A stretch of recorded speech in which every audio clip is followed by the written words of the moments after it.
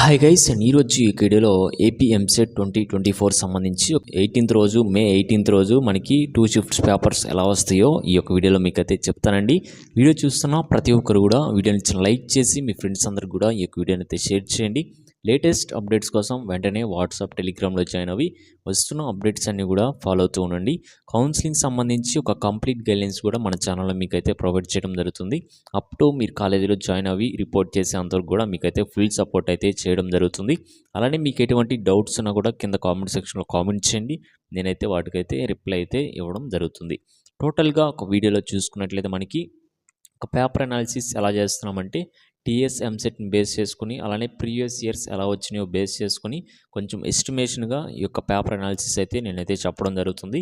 వీడియోలో చూసినట్లయితే మనకి టోటల్గా మనకి రేపు మ్యాథ్స్లో మనకి ఈజీగా 60 బిట్స్ అయితే వస్తాయండి. ప్రతి ఒక్కరు కూడా చూడండి, మనకి మ్యాథ్స్లో వచ్చేసి 60 బిట్స్ ఈజీగా వస్తాయి. అలానే మీరు 20 బిట్స్ వచ్చేసి మనకి కొంచెం టఫ్గా అయితే రావడం జరుగుతుంది మ్యాథ్స్కి వచ్చేసి. అలానే ఫిజిక్స్లో వచ్చేసి మనకి ఈజీగా మీరు ఒక 5 to 10 బిట్స్ అయితే చేయగలరు. 5 to 10 బిట్స్ అయితే ఈజీగా చేయగలరు. అలానే ఫిజిక్స్లో మనకి టఫ్గా వచ్చింది ఎప్పుడు కూడాను మనకి ఫిజిక్స్ చూసినట్టయితే 10 to 30 బిట్స్ అయితే మీకైతే టఫ్గా అయితే రావడం జరుగుతుంది. అలానే కెమిస్ట్రీ చూసినట్లయితే మనకి ఈజీగా మనకి 50 to 20 బిట్స్ అయితే వస్తాయి. కెమిస్ట్రీ కొంచెం ఈజీగానే వస్తుంది ఫిజిక్స్తో కంపేర్ చేసుకుంటే.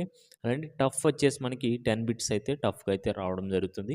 ఓవరాల్గా చూసుకుంటే మనకి పేపర్ అనాలిసిస్ 2 షిఫ్ట్స్ని బేస్ చేసుకొని ఈజీ టు మోడరేట్ అయితే రావడం జరుగుతుంది. టోటల్గా మనకి ఈజీ టు మోడరేట్ అయితే రావడం జరుగుతుంది. ఎవరు ఎన్నో చెప్తా ఉంటారో వాటిని అయితే పట్టించుకోకండి. మీ ప్రిపరేషన్ అనేది కంటిన్యూ చేయండి. కొన్ని ఇంపార్టెంట్ పీడిఎఫ్స్ కావచ్చు, ప్రీవియస్ పేపర్స్ నేను అలానే కాన్సెప్ట్ డెఫినేషన్ ఫార్ములా పీడిఎఫ్స్ కూడా నేనైతే టెలిగ్రామ్లో సెండ్ చేయడం జరిగింది.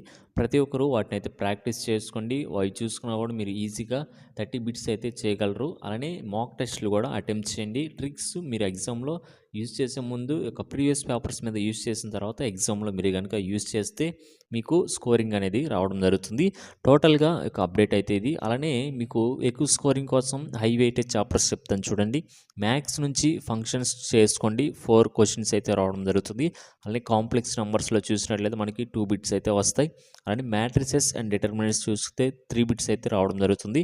ప్రాబిలిటీ చేసుకోండి, 3 బిట్స్ వస్తాయి. అలానే సర్కిల్స్ నుంచి 3 క్వశ్చన్స్, ప్రాపర్టీస్ ఆఫ్ ట్రయాంగిల్స్ నుంచి 3 క్వశ్చన్స్ అయితే రావడం జరుగుతుంది. హై వెయిటేజ్ చాప్టర్స్ అయితే చేయండి మ్యాథ్స్లో.